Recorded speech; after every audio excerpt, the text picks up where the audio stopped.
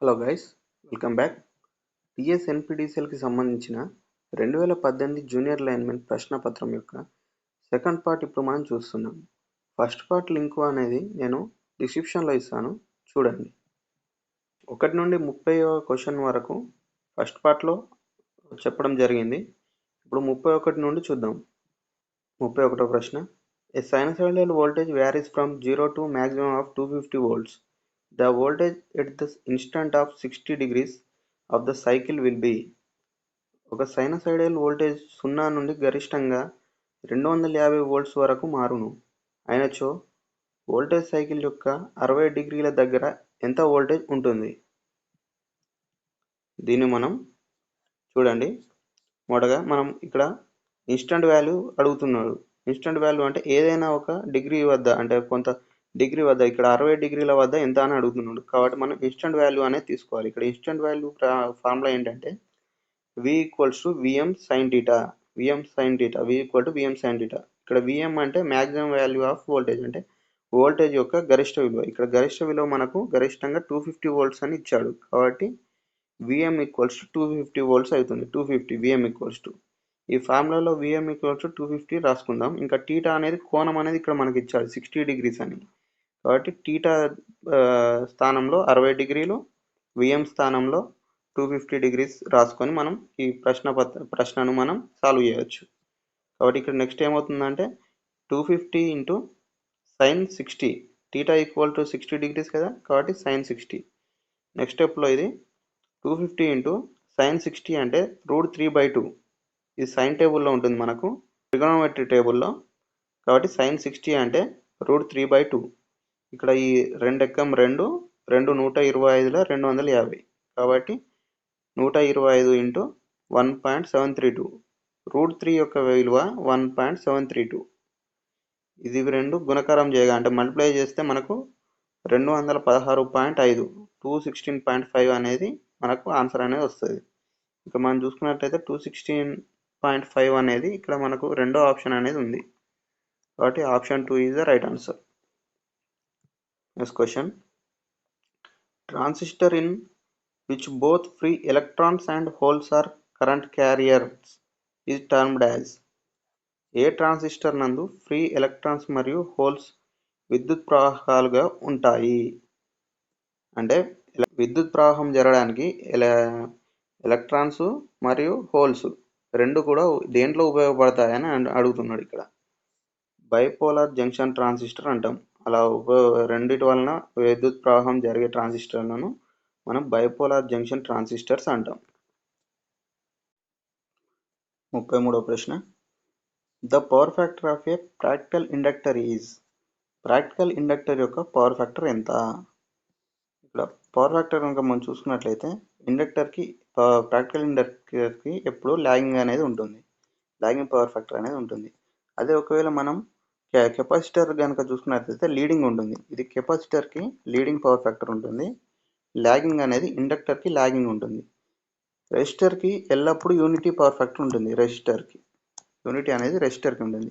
ఇక్కడ మనకు ఏమడిగాడంటే ఇక్కడ మనకు ఇండక్టర్ అడిగాడు కదా, కాబట్టి లాగింగ్ అనేది ఈ ప్రశ్నకి సమాధానం అవుతుంది. Next question, if two waves having same frequency and same phase then the phase angle between them is. ఒకే పౌనఃపున్యం మరియు ఒకే ఫేజ్ కలిగి ఉన్న రెండు తరంగాల మధ్య ఉన్న ఫేజ్ యాంగిల్ ఎంత? ఇక్కడ మనకు రెండు కూడా ఒకే ఫ్రీక్వెన్సీ మరియు సేమ్ ఫేజ్లో వెళ్తున్నాయని ఇచ్చాడు. అంటే ఒక ఫేజ్ అనేది ఇట్లా వెళ్తుందని అనుకుంటే మరొకటి కూడా దీని మీద నుండే వెళ్తుందని అన్నమాట. దీని మీద నుండే వెళ్ళాలి. అంటే రెండింటి మధ్యలో ఇక్కడ రెండు కూడా 0 నుండే స్టార్ట్ అయ్యాయి. కాకపోతే ఇక్కడ మనకు ఆప్షన్స్లో 0 అనేది ఇవ్వలేదు. అంటే ఏంటి దాని మీనింగ్? ఇంకొకటి అనేది 360 నుండి ఇక్కడ నుండి స్టార్ట్ అవ్వడానికి ఛాన్స్ ఉంది మనకు. అంటే ఇక్కడ నుండి స్టార్ట్ అయింది అన్నమాట ఇంకొక ఫేజ్ అనేది. ఒక ఫేజ్ ఇక్కడ నుండి, ఇది ఫస్ట్ ఫేజ్, ఇది సెకండ్ ఫేజ్, ఇది ఫస్ట్, ఇది సెకండ్, ఇక్కడ నుండి స్టార్ట్ అయింది కాబట్టి ఇది 360 నుండి స్టార్ట్ అవుతుంది. కాబట్టి ఆప్షన్ 360 అనేది answer.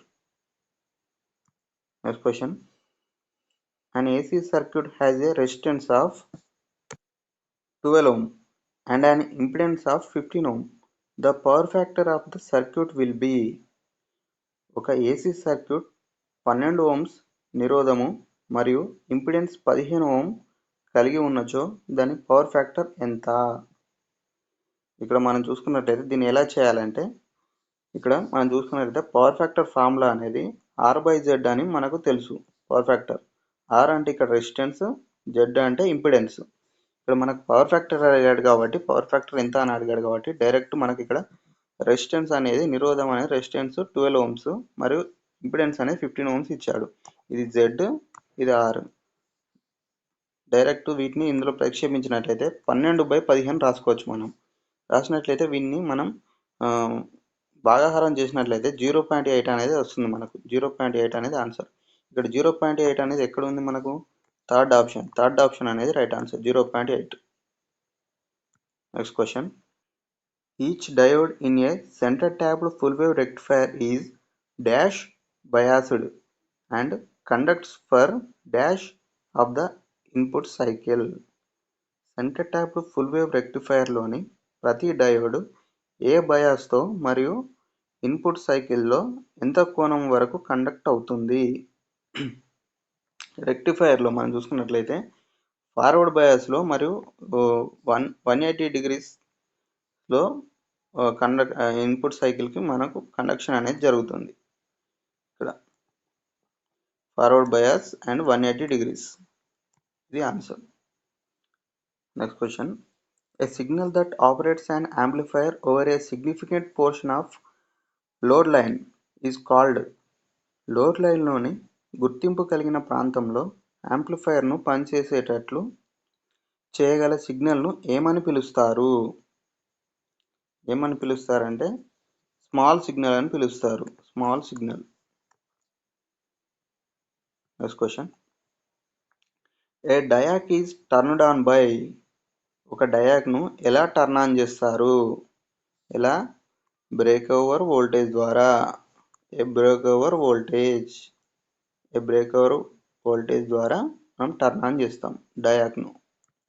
Next question. The maximum efficiency of a single phase half wave rectifier is. Single phase half wave rectifier యొక్క గరిష్ట ఎఫిషియన్సీ. ఇవన్నీ డైరెక్ట్ క్వశ్చన్స్. ఇవన్నీ 40.6% అనేది ఉంటుంది మనకు సింగిల్ వేవ్ హాఫ్ వేవ్ రెక్టిఫైర్కి. అదే ఫుల్ వేవ్ రెక్టిఫైర్కి అయితే దీన్ని డబల్ చేయాలి, అంటే ఇంటూ 2 చేయాలి. ఏమవుతుంది అప్పుడు? 81.2% అవుతుంది ఫుల్ వేవ్ అయితే. ఇక్కడ హాఫ్ వేవ్ అడిగాడు కాబట్టి మనకు 40.6%. Next question. An oscillator produces dash oscillations. Oscillator ఎటువంటి ఆసిలేషన్స్ను పుట్టిస్తుంది? అన్డాంప్డ్ ఆసిలేషన్స్ని పుట్టిస్తుంది ఆసిలేటర్ అనేది, undamped. Next question. Before saturation of magnetic circuit in a DC series motor torque is. DC series మోటార్లోని అయస్కాంత వలయము సంతృప్తి చెందకముందు దాని టార్క్ ఇక్కడ ఏమవుతుందంటే proportional to square of armature current. అంటే ఆర్మేచర్ కరెంట్ స్క్వేర్కి అనులోమానుపాతంలో ఉండును. స్క్వేర్ ఆఫ్ ది ఆర్మేచర్ కరెంట్కి అనులోమానుపాతంలో ఉండును. T proportional to armature current IA square అన్నమాట. Next question. For starting a DC motor, a starter is required because. DC మోటార్ను start చేయడానికి స్టార్టర్ ఉండాలి.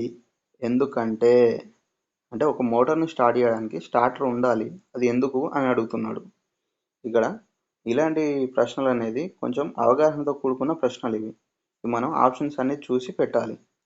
ఇక్కడ స్టార్టర్ అనేది స్టార్ట్ చేయడానికి అని అనుకుంటారు అందరూ, కానీ అది కాదు. స్టార్టర్ అనేది స్టార్టింగ్ కరెంట్ను సురక్షిత విలువకు పరిమితి చేయను. అంటే it limits the starting current to safe value. అంటే స్టార్టింగ్లో కరెంట్ అనేది ఎక్కువ రాకుండా, అంటే లిమిట్ చేస్తుంది స్టార్టింగ్ కరెంట్ను.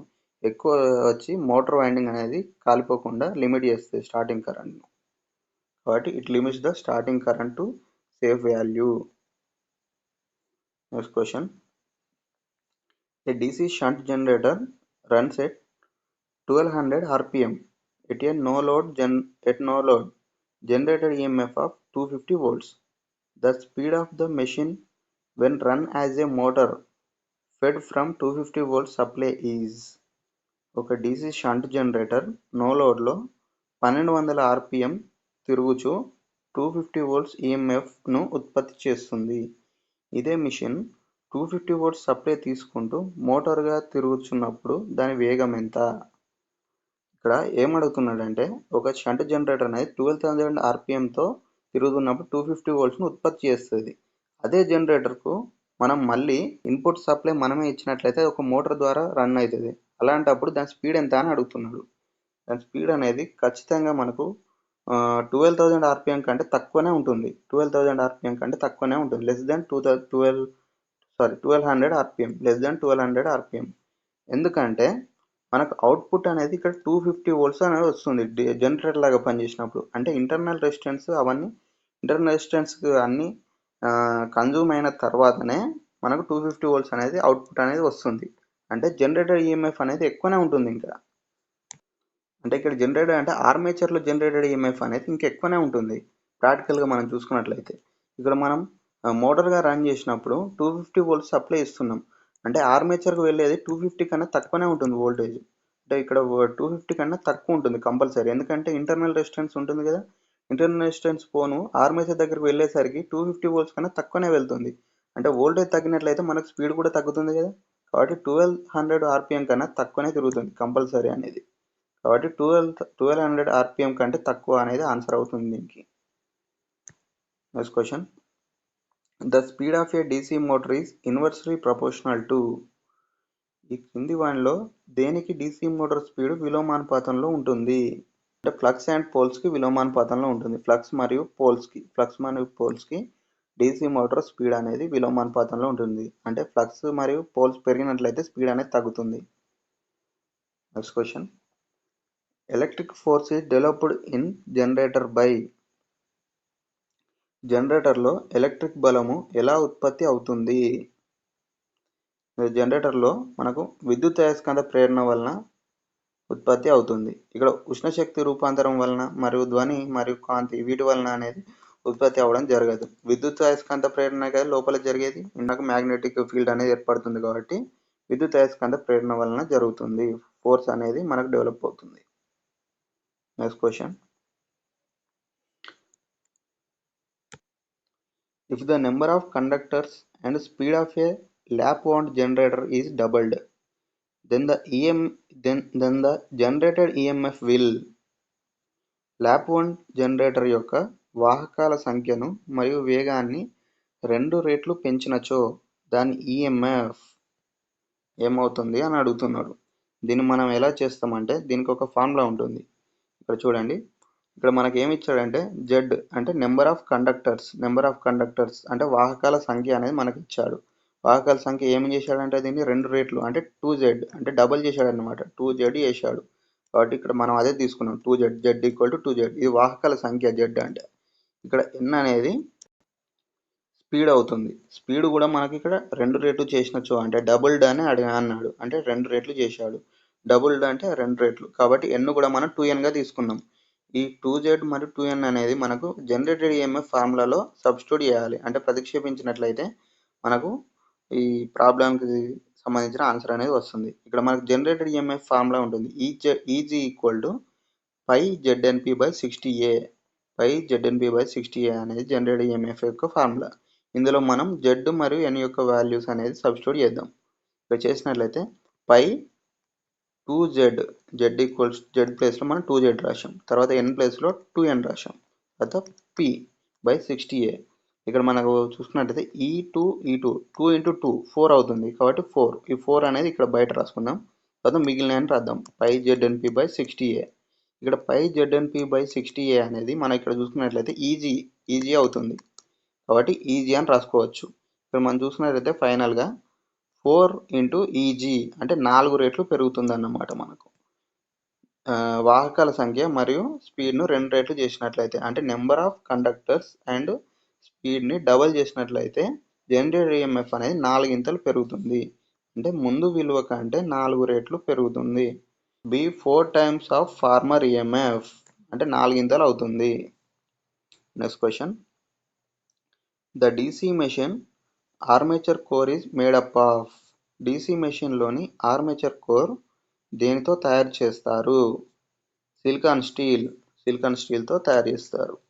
ఆర్మేచర్ కోర్ అనేది silicon steel. A step up transformer is one which increases. ఈ క్రింది వానిలో దేనిని స్టెప్ అప్ ట్రాన్స్ఫార్మర్ పెంచుతుంది? స్టెప్ అప్ ట్రాన్స్ఫార్మర్ అనేది దేన్ని పెంచుతుంది అని అడుగుతున్నాడు. ఇక ట్రాన్స్ఫార్మర్ అనేది వోల్టేజ్ను పెంచడం కానీ తగ్గించడం కానీ చేస్తుంది. ఇక స్టెప్ అప్ అంటే వోల్టేజ్ని పెంచుతుంది. కాబట్టి వోల్టేజ్ అనేది ఇక్కడ ఆన్సర్ అవుతుంది. వోల్టేజ్ని పెంచుతుంది స్టెప్ అప్ ట్రాన్స్ఫార్మర్ అనేది. Next question, a transformer is used to step down a voltage of 230 volts to 10 volts and its secondary coil has 60 turns. Then the number of turns of the primary coil.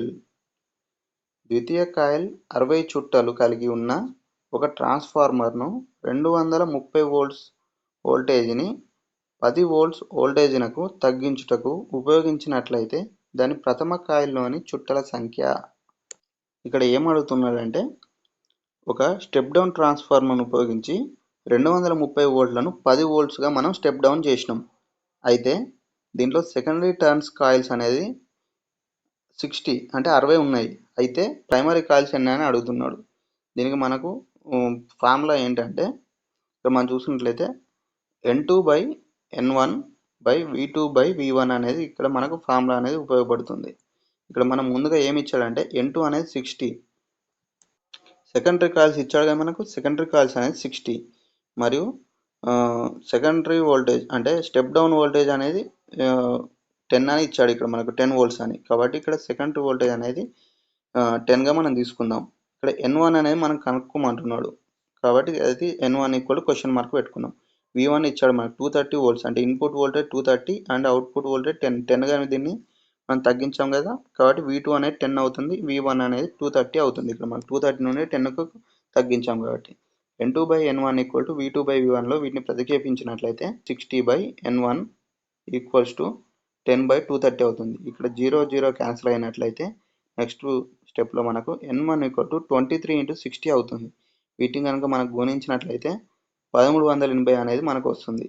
ఇక్కడ 1380 అనేది ఇక్కడ రెండో option అనేది ఉంది మనకి. ఇక్కడ problems అనేది కొందరికి అంత త్వరగా అర్థం కాకపోవచ్చు. వీడియోని మళ్ళీ చూడండి, అర్థమవుతుంది. అలాగే నా ఎక్స్ప్లెనేషన్ కనుక మీకు నచ్చినట్లయితే ఖచ్చితంగా ఒక లైక్ చేయండి. సబ్స్క్రైబ్ చేయని వాళ్ళు సబ్స్క్రైబ్ చేసుకోండి. 2018లో NPTCL ఎగ్జామ్ రాసిన వాళ్ళు ఉంటే మీరు ఏ డిస్ట్రిక్ట్ సంబంధించిన వాళ్ళు కామెంట్ చేయండి. అలాగే మీకు వచ్చిన మార్క్స్ కూడా కామెంట్ చేయండి. చూద్దాం ఏ డిస్ట్రిక్ట్ వాళ్ళు ఎందరు ఉన్నారో చూద్దాం మనం. Okay, next question, no load current of a transformer is. ట్రాన్స్ఫార్మర్లోని నో లోడ్ కరెంటు ఎంత ఉంటుంది?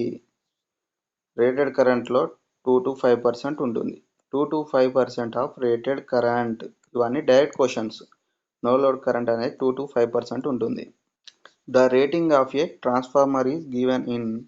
ట్రాన్స్ఫార్మర్ రేటింగ్ను దేంతో సూచిస్తారు? ట్రాన్స్ఫార్మర్ రేటింగ్ను KVAలో చూపిస్తాం మనం. KVAలో సూచిస్తాం మనం. Next question, a transformer has very high efficiency because of no. ఇక్కడ డాష్ అన్నమాట, నో ఏమి ఉండవు అని అడుగుతున్నాను అనమాట. ఈ క్రింది వానిలో ఏది లేకపోవడం వలన ట్రాన్స్ఫార్మర్ ఎఫిషియన్సీ చాలా ఎక్కువగా ఉంటుంది? మనకు తెలుసు ట్రాన్స్ఫార్మర్ అనేది స్టాటిక్ డివైస్ అంటే కదిలే భాగాలు అనేది ఉండవు ట్రాన్స్ఫార్మర్లో. అందుకే మనకు ఎఫిషియన్సీ అనేది ఎక్కువగా ఉంటుంది. అంటే ఫ్రిక్షనల్ లాసెస్ ఉండవు. కదిలే భాగాలు ఉన్నప్పుడే మనకు ఫ్రిక్షనల్ లాసెస్ అనేవి ఉంటాయి. కాబట్టి ఫ్రిక్షనల్ లాసెస్ ఉండవు, కాబట్టి ఎఫిషియన్సీ అనేది ఎక్కువ ఉంటుంది. ఫ్రిక్షనల్ లాసెస్ ఉండవు. Next question, in A capacitor start motor the phase displacement between starting and running winding can be nearly. Capacitor start motor నందు స్టార్టింగ్ మరియు రన్నింగ్ వైండింగ్ల మధ్య ఫేజ్ డిస్ప్లేస్మెంట్ దాదాపుగా ఎంత ఉంటుంది? 90 డిగ్రీస్ ఉంటుంది. 90 డిగ్రీస్ ఉంటుంది. Next question, in a step down auto transformer if the transformation ratio increases then the saving of copper. ఒక step down auto transformer నందు ట్రాన్స్ఫర్మేషన్ రేషియోను పెంచినప్పుడు కాపర్ యొక్క పొదుపు. ఇక్కడ మనకు ట్రాన్స్ఫర్మేషన్ రేషియోకు మనకు కాపర్ సేవింగ్ అనేది అనులోమానుపాతంలో ఉంటుంది. అంటే ఎంత ట్రాన్స్ఫర్మేషన్ రేషియో ఎంత పెరిగితే సేవింగ్ ఆఫ్ కాపర్ అనేది అంత పెరుగుతుంది. ఇక్కడ మనకు ట్రాన్స్ఫర్మేషన్ రేషియో ఇంక్రీజ్ అయింది అంటే పెంచడం జరిగింది, పెరిగింది అన్నమాట. పెంచినప్పుడు అంటే కాపర్ సేవింగ్ ఆఫ్ కాపర్ అంటే కాపర్ యొక్క పొదుపు కూడా పెరుగుతుంది. Next question, the secondary of city is never left open circuited because. ఒక సిటీ నందలి ద్వితీయ చుట్టలను ఎల్లప్పుడూ తెరిచి ఉంచరాదు. ఎందుకంటే dangerously high EMF will be induced in the secondary. అంటే ప్రమాదకరమైన అత్యధిక ఈఎంఎఫ్ ద్వితీయ చుట్టలో ఉద్భవిస్తుంది. అంటే సెకండరీ సైడ్, సిటీ యొక్క సెకండరీ సైడ్ అంటే కరెంట్ ట్రాన్స్ఫార్మర్ యొక్క సెకండరీ సైడ్ అనేది చాలా ఎక్కువ ఈఎంఎఫ్ అనేది ఉద్భవిస్తుంది ప్రమాదకరంగా. అందుకని మనం ఓపెన్ సర్క్యూట్ అనేది వదిలిపెట్టకూడదు అలా. Next question, which of the following starter is cheapest for a 3-phase induction motor. ఈ కింది వానిలో ఏది 3-phase ఇండక్షన్ మోటార్కు ఉపయోగించే అతి చవకైన స్టార్టర్? స్టార్ డెల్టా స్టార్టర్ అనేది చాలా చవకైనది. అంటే cheapest starter is star delta starter. Next question, which of the following methods can be used to determine the voltage regulation of A alternator. ఈ క్రింది వానిలో ఏ పద్ధతిని ఆల్టర్నేటర్ నందు వోల్టేజ్ రెగ్యులేషన్ కొరకు వాడతారు? వోల్టేజ్ రెగ్యులేషన్ ఖచ్చితంగా తెలుసుకోవడానికి ఏ పరీక్షను చేస్తారని నేను అడుగుతున్నాడు. ఇక్కడ బ్లాక్వుడ్ రోటర్ టెస్ట్ అనేది చేస్తాం. Blackwood rotor test for determine the voltage regulation in an alternator. Next question, a synchronous motor can operate at. Synchronous మోటార్ను ఏ పవర్ ఫ్యాక్టర్ వద్ద పనిచేయించవచ్చును? అంటే సింక్రోనస్ మోటార్ అనేది ఏ సందర్భాల్లో పనిచేస్తాయని అడుగుతున్నాడు. లాగింగ్, లీడింగ్ మరియు యూనిట్ పవర్ ఫ్యాక్టర్ అన్నిటిలో పనిచేస్తుంది సింక్రోనస్ మోటార్ అనేది. Lagging, leading and unity power factor అన్ని సందర్భాల్లో పనిచేస్తుంది. Next question, a 4-pole 3-phase induction motor is running at 4% slip at full load.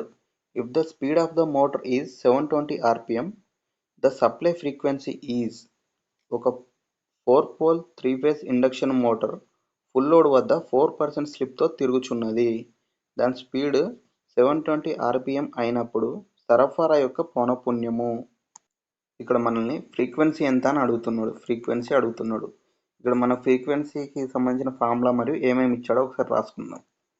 ఇక్కడ మనకు పోల్స్ అనేవి 4 అని ఇచ్చాడు. 4 పోల్ అని ఇక్కడ ఇచ్చాడు కదా, 4 పోల్, ఒక 4 పోల్ కాబట్టి P = 4. మరియు స్లిప్ అనేది 4% ఇచ్చాడు. స్లిప్ = 4%. 4% మనం 4/100 అని రాసుకోవచ్చు. 4% అంటే. కాబట్టి నెక్స్ట్ NR = 720. మోటార్ స్పీడ్ అనేది 720 అని ఇచ్చాడు. మోటార్ స్పీడ్ అంటే రోటర్ స్పీడ్ అన్నమాట, 720. నెక్స్ట్ ఫ్రీక్వెన్సీ కనుక్కోమంటున్నాడు. మనకి ఇక్కడ ఫ్రీక్వెన్సీ ఇవన్నిటికి సంబంధించిన ఫార్ములా అనేది NS = 120f/p నుండి మనం ఫ్రీక్వెన్సీని కనుక్కోవచ్చు. దీని నుండి మనం ఫ్రీక్వెన్సీకి ఫార్ములా రాసినట్లయితే F = NS × p/120 అవుతుంది. నెక్స్ట్ మనకు ఇంకొక ఫార్ములా NR = 1 - s × ns. ఈ ఫార్ములా ద్వారా మనం NSని కనుక్కోవచ్చు. ఇక్కడ NSని ఎందుకు కనుక్కోవాలంటే ఇక్కడ మనకు ఫ్రీక్వెన్సీ యొక్క ఫార్ములాలో మనకు NS కూడా ఉంది. ఇక్కడ మనకి ఏమి ఇచ్చాడంటే పోల్స్ ఇచ్చాడు కానీ NS ఇవ్వలేదు. NSని కనుక్కోవాలి కదా మొదటగా ఈ ఫార్ములాలో సబ్స్టిట్యూట్ చేయడానికి. కాబట్టి ఈ NSని కనుక్కోవడానికి ఈ ఫార్ములా అనేది ఉపయోగపడుతుంది. ఈ ఫార్ములాలో NS ఉంది కదా, ఈ ఫార్ములా అనేది ఉపయోగపడుతుంది. కాబట్టి మనం ఈ ఫార్ములాని తీసుకుందాం. మనం ఇక్కడ NR = 1 - s × ns. ఇక్కడ S అంటే స్లిప్ అవుతుంది.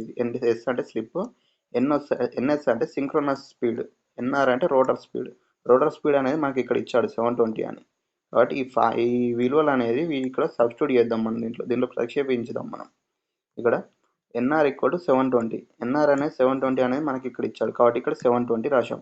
720 ఈక్వల్స్ టు 1 మైనస్ ఎస్ అంటే ఎంత 4/100 కాబట్టి ఇక్కడ 4/100 రాశాం మనం ఇక్కడ నుండి 4/100.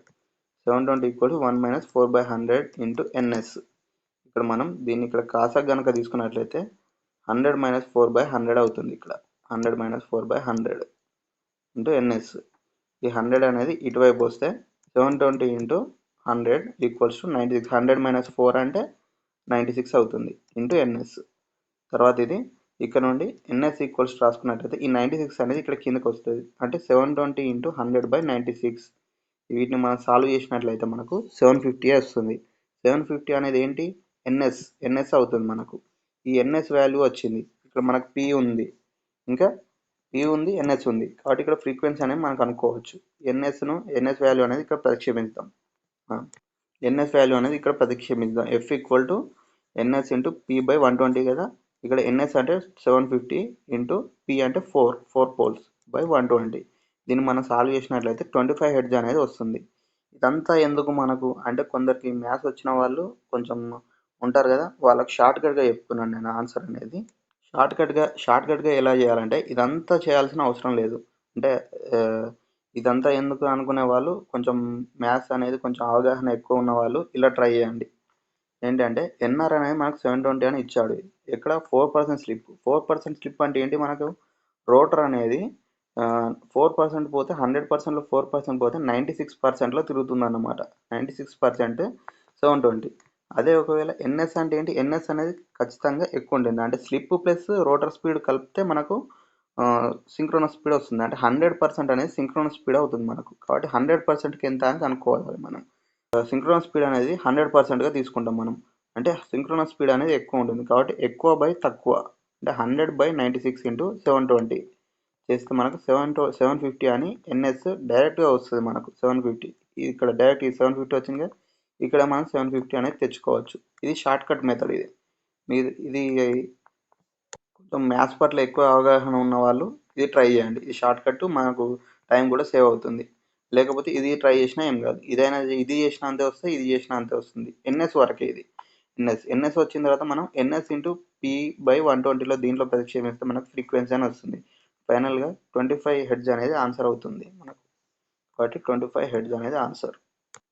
ఈ ప్రశ్న అనేది కొంచెం టైం ఎక్కువగానే తీసుకునే ప్రశ్న ఇది కాబట్టి టైం అనేది కొంచెం ఎక్కువగా అయింది. Next question. In single phase induction motor cage winding is placed on. Single phase induction motor నందు కేజ్ వైండింగ్ ఎక్కడ అమర్చుతారు? కేజ్ వైండింగ్ అనేది రోటర్ మీద ఉంటుంది. రోటర్ మీద మాత్రమే, rotor only. Next question. In an alternator if the winding is short by 60 electrical degrees its pitch factor will be. ఒక alternator నందు వైండింగ్ను 60 ఎలక్ట్రికల్ డిగ్రీలు తగ్గించినచో దాని పిచ్ ఫ్యాక్టర్ ఏమవుతుంది అని అడుగుతున్నాడు. ఈ ప్రాబ్లంను మనం పిచ్ ఫ్యాక్టర్ ఫార్ములాను ఉపయోగించి చేయొచ్చు. ఎలాగంటే చూడండి, పిచ్ ఫ్యాక్టర్ ఇక్కడ మనకు ఎలక్ట్రికల్ డిగ్రీస్ ఇచ్చాడు, దాన్ని ఆల్ఫా అనుకుంటాం మనం. ఆల్ఫా ఈక్వల్స్ టు మనకి ఇక్కడ ఏమి ఇచ్చాడంటే 60 degrees అని ఇచ్చాడు ఆల్ఫా అనేది. కాబట్టి pitch factor formula KP equals to cos ఆల్ఫా/2 అనేది పిచ్ ఫ్యాక్టర్ ఫార్ములా. ఇక్కడ మనకు ఆల్ఫా ప్లేస్లో 60 కనుక రాసుకున్నట్లయితే కాస్ 60/2 అంటే 60/2 అంటే 30 అవుతుంది. ఇది కాస్ 30 ఎంత √3/2 అనేది కాస్ 30 విలువ. ఇది మనకు ట్రిగోనోమెట్రిక్ టేబుల్లో ఉంటాయి ఈ వాల్యూస్ అన్ని. Cos 30 equals √3/2. √3/2 అంటే √3 వాల్యూ ఎంత 1.732/2 అంటే ఏమొస్తుంది 0.866 అనేది వస్తుంది. Next question. In instruments a hair spring attached to the moving system is used to produce. పరికరములో కదిలే భాగమునకు అమర్చునటువంటి హెయిర్ స్ప్రింగ్ను దేనిని పొందుటకు ఉపయోగిస్తారు? అంటే మనకు ఇన్స్ట్రుమెంట్స్ అంటే మెజరింగ్ ఇన్స్ట్రుమెంట్స్ ఉంటాయి కదా, ఆ ఇన్స్ట్రుమెంట్స్లో పాయింటర్ ఉంటుంది కదా, అంటే ముళ్ళు ఉంటుంది కదా, ఆ ముళ్ళు అంటే పాయింటర్ నీడిల్ అనేది కదులుతున్నప్పుడు దానికి స్ప్రింగ్ అనేది ఉంటుంది ఇక్కడ మనకు. ఆ స్ప్రింగ్ అనేది దేనికోసం వాడతామని అడుగుతున్నాడు. అది కంట్రోలింగ్ టార్క్ కోసం వాడతాం మనం. డిఫ్లెక్షన్ టార్క్ అనేది 0 నుండి మూవ్ అవ్వడానికి డిఫ్లెక్షన్ టార్క్ అనేది తోడ్పడుతుంది. అదే కంట్రోలింగ్ టార్క్ అనేది మళ్ళీ పాయింటర్ 0కి రావడానికి ఉపయోగపడుతుంది. కంట్రోలింగ్ టార్క్ అనేది.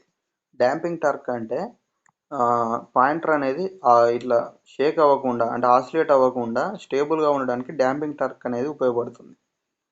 బట్ ఇక్కడ మన ఆన్సర్ ఏమవుతుంది, కంట్రోలింగ్ టార్క్ అనేది ఆన్సర్ అవుతుంది మనకు.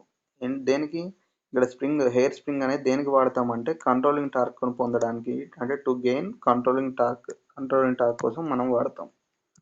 Next question, in voltage by frequency V/F control of A 3-phase induction motor. ఒక 3-phase ఇండక్షన్ మోటార్ను వోల్టేజ్ బై పౌనపున్యం పద్ధతిలో పని చేయించినప్పుడు, ఇక్కడ వోల్టేజ్ బై పౌనపున్యం పద్ధతిలో పనిచేసినప్పుడు ఏమవుతుంది అని అడుగుతుంది. 3-phase ఇండక్షన్ మోటార్ అనేది ఎయిర్ గ్యాప్ ఫ్లక్స్ అనేది మారదు. ఇది మీరు ఇప్పుడు డైరెక్ట్ అంటే మీకు కొంచెం ఇది అర్థం కాకపోవచ్చు. ఇది ఎలా అంటే మనం థియరీ పార్ట్ విన్నప్పుడు ఇది క్లియర్గా అర్థమవుతుంది. ఎయిర్ గ్యాప్ ఫ్లక్స్ అనేది మారదు వోల్టేజ్ బై పౌనపున్యం పద్ధతిలో. Next question, the use of dash instruments is merely confined within laboratories as standardising instrument. ప్రయోగశాలలో ఈ క్రింది వానిలో ఏ పరికరమును ప్రామాణిక పరికరంగా వాడతారు? అబ్సల్యూట్ ఇన్స్ట్రుమెంట్స్ను వాడతారు. ఎందుకంటే ఖచ్చితంగా రావాలి మనకు అక్కడ ప్రయోగశాలల్లో వాల్యూస్ అనేవి, కాబట్టి అబ్సల్యూట్ ఇన్స్ట్రుమెంట్ను వాడతారు. Next question, for measuring current at high frequency dash is used. ఈ క్రింది వానిలో అధిక పౌనపున్యం కలిగిన కరెంటును కొలుచుటకు ఉపయోగించే పరికరము. థర్మోకపుల్ పరికరాన్ని వాడతాం మనం.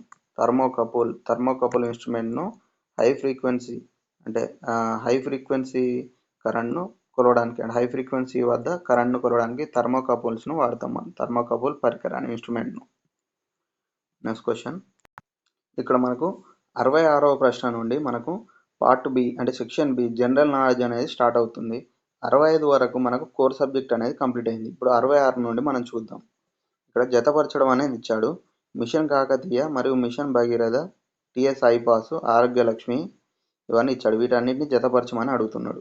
ఇక్కడ ఏంటంటే మిషన్ కాకతీయ అనేది దేనికి, to develop and restoring tanks in తెలంగాణలోని చెరువుల పునరుద్ధరణకు మరియు అభివృద్ధికి సంబంధించింది మిషన్ కాకతీయ. మిషన్ కాకతీయ అనేది చెరువుల పూడికలు తీయడానికి ఉపయోగించేది, కాబట్టి development and restoring tanks in Telangana. Mission Bhagiratha అనేది సేఫ్ డ్రింకింగ్ వాటర్కు సంబంధించి మిషన్ భగీరథ. టిఎస్ ఐపాస్ అనేది ఇక్కడ స్టేట్ ఇండస్ట్రియల్ పాలసీకి సంబంధించిన టిఎస్ ఐపాస్. అంటే టిఎస్ ఐపాస్ అనేది పర్మిషన్స్ ఇస్తుంది. స్టేట్ ఇండస్ట్రియల్ ఏమైనా కర్మాగారాలు లేదా ఫ్యాక్టరీస్ ఏర్పరచడానికి సంబంధించిన పర్మిషన్స్ అనేది టిఎస్ ఐపాస్ అనేది జారీ చేస్తుంది. ఇంకా ఆరోగ్యలక్ష్మి అనేది గర్భిణులకు సంబంధించింది. Providing health and nutrition to pregnant womens. Arogyalakshmi అనేది ఇక్కడ ఇంకొక ఆప్షన్ ఏమి ఇచ్చారంటే providing assistance to poor girls getting married. ఇదేంటి అంటే ఇది కళ్యాణ లక్ష్మికి సంబంధించింది. ఫిఫ్త్ ఆప్షన్ అనేది కళ్యాణ లక్ష్మికి సంబంధించింది. ఆరోగ్యలక్ష్మి అనేది గర్భిణులకు సంబంధించింది. ఇక్కడ మనం చూసుకున్నట్లయితే మిషన్ కాకతీయ అనేది 3వ దానికి జతపరచాలి. ఇక్కడ మనం చూసుకున్నట్లయితే 3వది ఏ అనేది 3 ఉండాలి. ఏ అనేది 3 అనేది ఫస్ట్ ఆప్షన్ ఉంది, కాబట్టి ఫస్ట్ ఆప్షన్ అనేది డైరెక్ట్ పెట్టవచ్చు మనం. Next question, who is credited with the invention of email. ఈమెయిల్ను ఎవరు ఆవిష్కరించారు? రే టామ్లిన్సన్ ఈమెయిల్ను ఆవిష్కరించిన వ్యక్తి Ray Tomlinson. Next question, Dhokra metal craft is speciality of. Dhokra లోహపు కళ ఏ ప్రాంతం ప్రత్యేకత? జైనూర్ మండలం యొక్క స్పెషాలిటీ ఆర్ట్ అది, Jainoor mandal. Next question, the famous Telugu poet doctor C Narayana Reddy, ఇతన్నే సినారే అంటాం మనం. Cinare won the Jnanpith award for his poetic work called. ప్రఖ్యాత తెలుగు కవి డాక్టర్ సి నారాయణ రెడ్డి గారికి ఏ పద్య రచనకు జ్ఞానపీఠం పురస్కారం లభించింది? విశ్వంబర విశ్వంబరకు జ్ఞానపీఠ అవార్డు అనేది వచ్చింది సినారె గారికి. Next question, the most popular song and dance art form in the second phase of Telangana movement was. రెండవ దశ తెలంగాణ ఉద్యమంలో అత్యంత ప్రాచుర్యం పొందిన గాన మరియు నాట్య కళ. రెండవ దశ తెలంగాణ ఉద్యమంలో ధూమ్ధామ్ అనే కార్యక్రమాలు చేపట్టారు. Dhoom Dham. Next question, the Bhadrakali lake is located in which district. Bhadrakali చెరువు ఏ జిల్లాలో ఉన్నది? ఏ జిల్లాలో? వరంగల్ అర్బన్. వరంగల్ అర్బన్లో ఉంది భద్రకాళి లేక్ అనేది. ఇక్కడ భద్రకాళి టెంపుల్ కూడా ఉంటుంది. భద్రకాళి లేక్ అనేది వరంగల్ అర్బన్లో ఉంది. Next question, the highest mountain on earth is. ప్రపంచంలో అతిపెద్ద పర్వతం ఎవరెస్ట్ శిఖరం. గుడ్విన్ ఆస్టిన్ అనేది రెండవది. దీన్నే K2 శిఖరం అంటాం మనం. K2 అంటే గాడ్విన్ ఆస్టిన్. ఇది రెండవ అతిపెద్ద శిఖరం. మొదటిది అడిగాడు కాబట్టి ఇక్కడ ఎవరెస్ట్ అనేది ఆన్సర్. ఎవరెస్ట్ శిఖరం, mount Everest. Next question, in which sector the public sector is most dominant in India. భారతదేశంలో ఏ రంగంలో ప్రభుత్వ రంగ ఆధిపత్యము ఉన్నది? ఏ రంగంలో అంటే వాణిజ్య బ్యాంకింగ్, కమర్షియల్ బ్యాంకింగ్లో ప్రభుత్వం యొక్క ఆధిపత్యం ఉంది. Dominant of government and public sector. Next question, development expenditure of the central government does not include. కేంద్ర ప్రభుత్వ అభివృద్ధిలో వ్యయంలో కలపబడనిది. అంటే కేంద్ర ప్రభుత్వం చేసే ఖర్చులలో చూపెట్టరు అన్నమాట. దేన్నంటే రక్షణ వ్యయాన్ని చూపెట్టరు, డిఫెన్స్ ఎక్స్పెండిచర్ను. Next question, the first state to opt out of Modi care programme is. Modi care పథకంలో భాగస్వామ్యం నుంచి వైదొలిగిన మొదటి రాష్ట్రము వెస్ట్ బెంగాల్. పశ్చిమ బెంగాల్ అనేది బయటకు వచ్చేసింది ఆ పథకం నుండి, మోడీ కేర్ పథకం నుండి. ఫస్ట్ స్టేట్ అన్నమాట అది. Next question, which gas contains larger volume in atmosphere. వాతావరణంలో ఎక్కువ ప్రమాణములో ఉన్న వాయువు అంటే ఎక్కువ మొత్తంలో ఉన్న వాయువు ఏదని అడుగుతున్నాడు. నైట్రోజన్ అనేది ఎక్కువగా ఉంటుంది వాతావరణంలో. తర్వాత ఆక్సిజన్, తర్వాత కార్బన్ డైఆక్సైడ్ అనేది ఉంటుంది. తర్వాత ఈ ఆర్గాన్, క్రిప్టాన్ ఇవన్నీ జడవాయువులు అనేది చాలా తక్కువ సంఖ్యలో ఉంటాయి. అన్నిటికన్నా ఫస్ట్ ప్లేస్లో నైట్రోజన్ ఉంటుంది, second oxygen, third carbon dioxide, fourth ప్లేస్లో ఈ జడవాయువులు అనేది ఉంటాయి. ఇవి గుర్తుపెట్టుకోండి. Next question, fog is a component of the. పొగమంచు దీనిలో భాగము. పొగమంచు అనేది వాతావరణంలో భాగం. మనకు వాతావరణంలోనే కదా పొగమంచు అనేది ఉండేది. Who built Charminar in Hyderabad. చార్మినార్ను ఎవరు నిర్మించారు? మహమ్మద్ కులీ కుతుబ్ షా చార్మినార్ను నిర్మించాడు. Next question, the union government has launched TB free Indian campaign from which of the following city to eradicate TB from India by 2025. భారతదేశమును 2025 నాటికి క్షయవ్యాధి రహిత దేశముగా చేసే ప్రచారమును కేంద్ర ప్రభుత్వం ఏ నగరము నుండి ప్రారంభించినది? ఆన్సర్ న్యూఢిల్లీ నుండి స్టార్ట్ చేసింది. New Delhi. Next question, which among the following is not a hereditary disease. కింది వానిలో వారసత్వంగా సంక్రమించని వ్యాధి ఏది? సంక్రమించని అని అడుగుతున్నాడు. సంక్రమించని వ్యాధి ఏది? ఇక్కడ మనం చూసుకున్నట్లయితే లుకేమియా అంటే రక్తహీనత అనేది మనకు వారసత్వంగా సంక్రమించదు. Okay, thank you. ఇంతటితో మనం TSNPTCL 2018కి సంబంధించిన ప్రశ్నపత్రం అనేది కంప్లీట్ చేశాం. మీకు కనుక నా ఎక్స్ప్లెనేషన్ నచ్చినట్లయితే లైక్ చేయండి, ఈ వీడియోను మీ ఫ్రెండ్స్కి షేర్ చేయండి.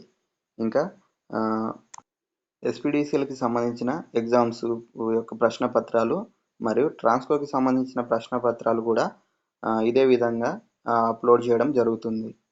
కావున సబ్స్క్రైబ్ చేసుకోగలరు. Thank you.